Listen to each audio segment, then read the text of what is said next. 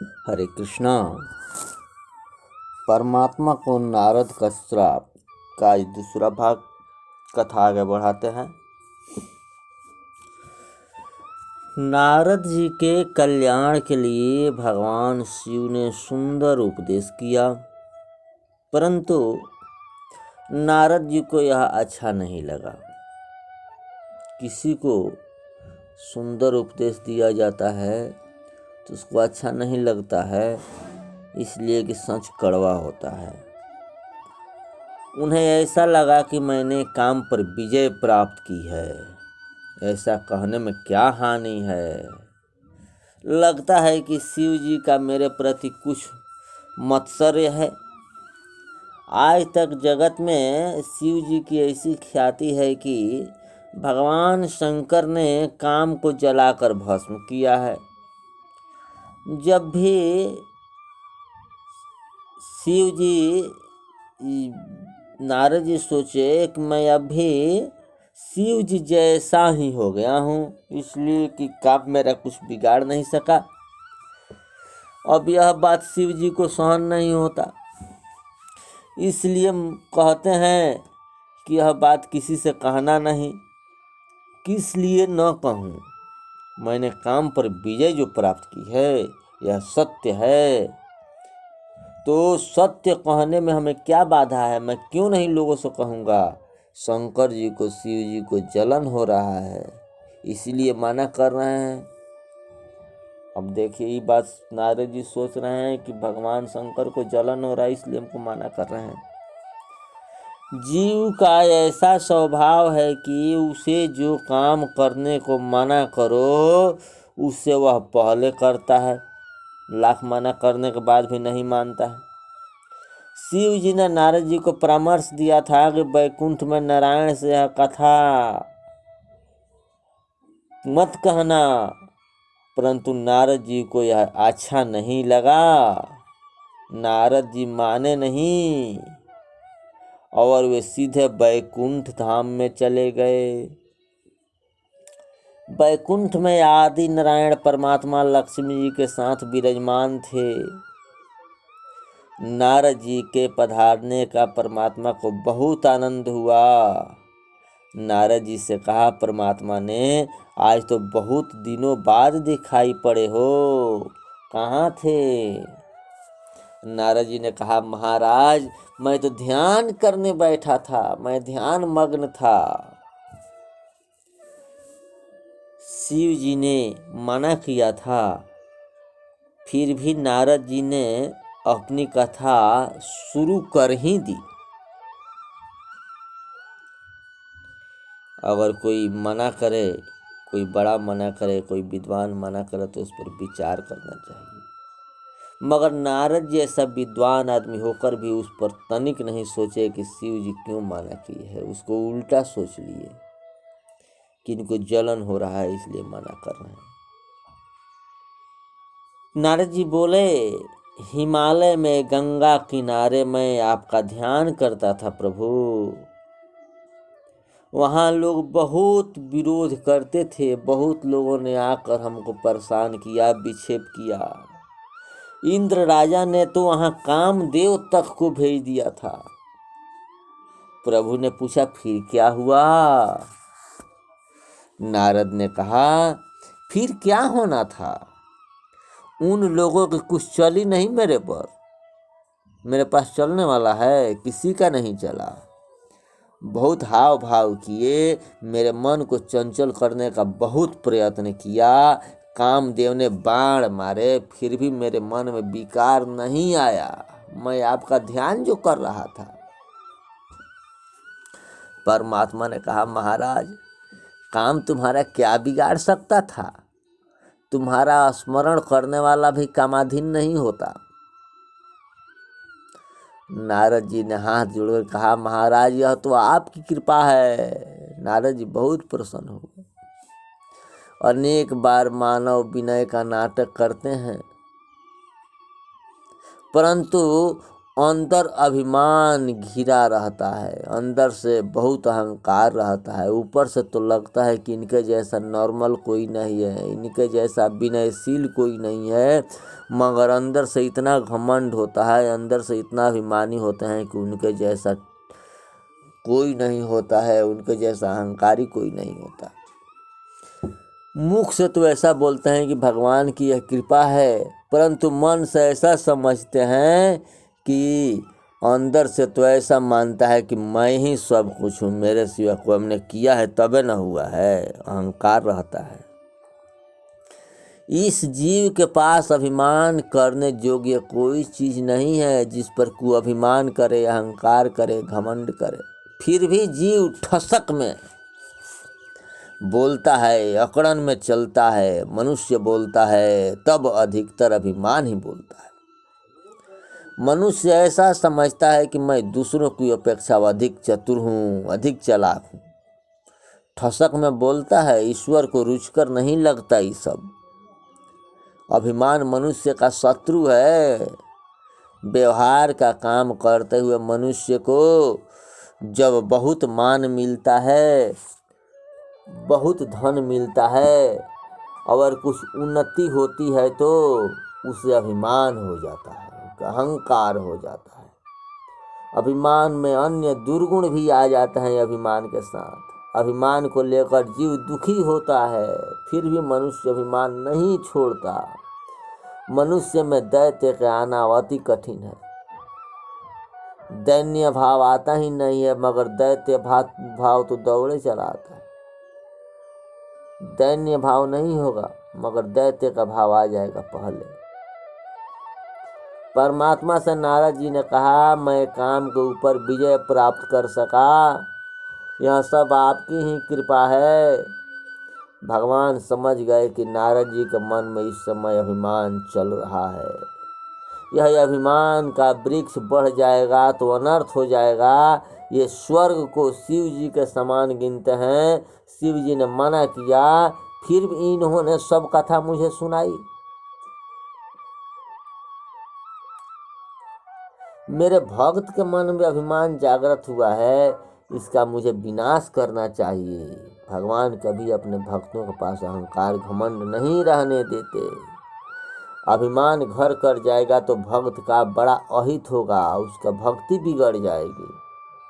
परमात्मा ने लीला की, नारद जी बैकुंठ से जा रहे थे। मार्ग में प्रभु ने माया का विस्तार कर दिया। सुयोजन एक अति सुंदर विशाल दिव्य नगरी बसा दी भगवान ने। इस नगरी में शील निधि नाम के राजा राज्य करते थे। नगरी के स्त्री पुरुष भी कामदेव के समान ही सुंदर थे। सब ज्ञानी है, बैकुंठ के समान दिव्य भूमि है। नारद जी को आश्चर्य हुआ, यह नगरी कौन सी है, ऐसा विशाल मंडप क्यों बन गया है। नारद जी ने लोगों से पूछा। उनको जानकारी मिली कि शील निधि राजा की यह राजधानी है। उनकी राजकुमारी विश्व मोहिनी का स्वयंवर होना है। स्वयंवर में देश विदेश के राजा महाराजा एकत्रित हुए हैं। यह सब भगवान की माया थी। भगवान एक एक क्षण में अनेक स्वरूप धारण करके लीला करते हैं। नारद जी को आश्चर्य हुआ। वे राजमहल में गए। शील निधि राजा उठकर खड़े हो गए। नारद जी का उन्होंने स्वागत किया और कहा, महाराज आप संत हो, हमारे घर पधारे हो। पुत्री का विवाह है, स्वयंवर निश्चित हो गया है। अनेक देश के राजाओं को निमंत्रण भेजा हुआ है। राजा ने विश्व मोहिनी कन्या को बुलाया। कन्या ने नारद जी का वंदन किया। नाम के अनुसार ही कन्या का रूप था। विश्व मोहिनी सुंदरता थी। नारद जी उसे एक टक देखते रह गए। कन्या का रूप देखकर नारद जी का समस्त विवेक, समस्त वैराग और समस्त ज्ञान समाप्त हो गया। नारद जी कन्या को बहुत देर तक देखते रहे और मन में आश्चर्यचकित होकर कहने लगे, यह कितनी सुंदर है। नारद जी को अपने वैराग्य पर पूर्ण विश्वास था, किंतु आज वे काम के अधीन होकर राजकन्या को देखने लगे। अति प्रचंड रघुपति कै माया, जेहि न मोह यस को जग जाया। परमात्मा की माया से बचना बहुत कठिन है। मनुष्य संसार छोड़ सकता है, मनुष्य काम के ऊपर विजय प्राप्त करना उसके लिए बहुत कठिन है। काम अदृश्य है, दिखता नहीं है, इस अदृश्य काम को मारना है। काम नहीं दिखाई देता है परंतु वह सभी को मारता है। क्रोध चला जाता है, लोभ चला जाता है, परंतु काम नहीं जाता। बहुत सारे अनर्थ काम से होते हैं। बड़ा से बड़ा हृदय रोग काम है, वह हृदय पर आक्रमण करता है। लौकिक कामनाओं से काम बढ़ता है और काम से ही क्रोध का जन्म होता है। कामा क्रोधो अभिजायते, क्रोध से शक्ति का नाश होता है। जिसने ब्रह्मचर्य का पालन किया है वह इंद्रियों पर तनिक भी विश्वास न रखे। वृक्ष के नीचे विश्राम करने वाले और केवल जल के ऊपर निर्वाह करने वाले बड़े बड़े ऋषि भी भूल में पड़ जाते हैं, वो भी विचलित हो जाते हैं। फिर सावधान साधारण मानस की तो बात ही क्या है। शास्त्र में लिखा है कि जिसे ब्रह्मचर्य का पालन करना हो वह स्त्री का साथ न करे। मन में काम कब प्रवेश कर जाएगा यह कह नहीं सकते। काम के छाती के ऊपर चढ़ बैठने के बाद विवेक रहता ही नहीं। ज्ञानी ज्ञान भूल जाता है, बैरागी बैराग भूल जाता है, विद्वान विद्वता गंवा देता है। इसलिए अति सावधान रहने की आवश्यकता है। एक क्षण भी गाफिल होना नहीं, गाफिल हुए कि काम सवार हो जाएगा। काम के कारण बड़े बड़े ज्ञानी भी भूल में पड़े हुए हैं। देवी भागवत में महर्षि पराशर ने स्वयं की कथा कही है। पराशर मुनि ने 60,000 वर्ष तक तप किया था। इसके बाद एक दिन नौका में बैठकर वे जमुना नदी पार कर रहे थे। मलाह की कन्या मत्स्यगंधा नाव चला रही थी। मत्स्यगंधा को देखकर ऋषि का तप छूट गया। वे मोह में भूल गए, कामासक्त हो गए। मत्स्यगंधा ने कहा, मैं तो शूद्र केवट की कन्या हूँ और आप पवित्र ब्राह्मण हो, आपके लिए यह योग्य नहीं है, आपको शोभा नहीं देता, आपको नहीं करना चाहिए। परंतु पराशर ऋषि अनुसंधान ही भूल गए।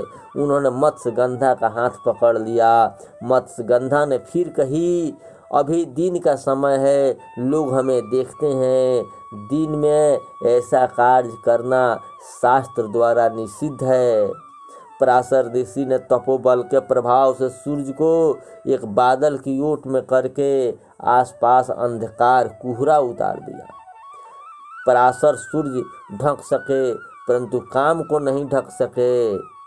सूर्य के ऊपर कोहरा कर दिए, सूर्य के ऊपर बादल ला दिए, मगर अपने काम के ऊपर बादल नहीं ला सके।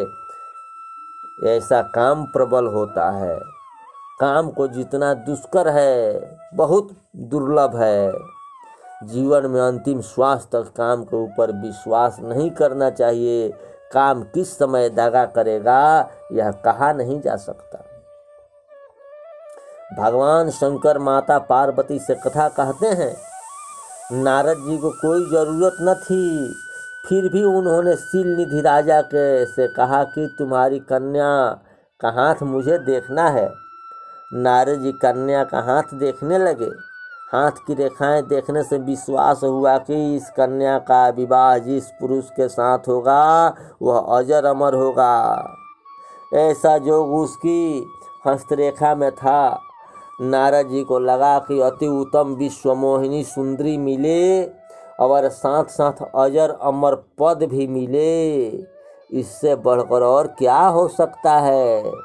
किसी भी रीति से यह कन्या मुझे मिले तो मेरा सुख का पार न रहे, मैं बहुत सुखी रहूं। नारद जी ने उस कन्या के साथ विवाह करने का निश्चय किया, परंतु एक कठिनाई थी। नारद जी समझते थे कि मेरे इस स्वरूप को देखकर तो कन्या कभी मुझे वरमाला अर्पण नहीं करेगी। सौंदर्य को देखकर ही कन्या विवाह करती है। विश्वमोहिनी मुझको बरे, इसके लिए मुझे अति सुंदर स्वरूप धारण करना चाहिए। जगत में अति सुंदर तो मेरे नारायण ही हैं, दूसरा कोई है नहीं। श्रीहरि का स्वरूप अति सुंदर है, इसलिए मैं भी श्रीहरि से सुंदरता की मांग करूं, क्यों न उन्हीं का रूप मांग लूं। आज तक मैंने प्रभु से कुछ मांगा नहीं है, आज मैं परमात्मा से अलौकिक स्वरूप का मांग करूंगा। भगवान का जैसा सुंदर स्वरूप है मेरा हो जाएगा, जिससे यह राजकन्या सब राजाओं को छोड़कर और मुझे ही वरमाला अर्पित करेगी। नारद जी ने प्रभु से दिव्य स्वरूप मांगने का निश्चय किया। फिर मन में विचारने लगे, अब यदि श्रीहरि को मिलने बैकुंठ जाऊं तो इतने में यह स्वयंवर कदाचित यहाँ समाप्त हो जाए। बैकुंठ जाने आने में बहुत समय लग जाएगा, समय बहुत थोड़ा है, समय बहुत कम है। मैं भगवान का स्मरण करूं, जिससे भगवान यहीं प्रकट हों। भगवान को इसी जगह बुला लेना ठीक है। नारद जी किसी भी प्रकार से इस कन्या के साथ लगन करना चाहते हैं।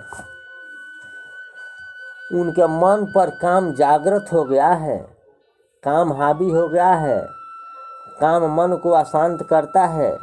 नारद जी को विचार आता है, मैं भगवान से कहूँगा कि मुझे इस राजकन्या के साथ परिणय करना है, तो वे मुझको शिक्षा देने बैठेंगे।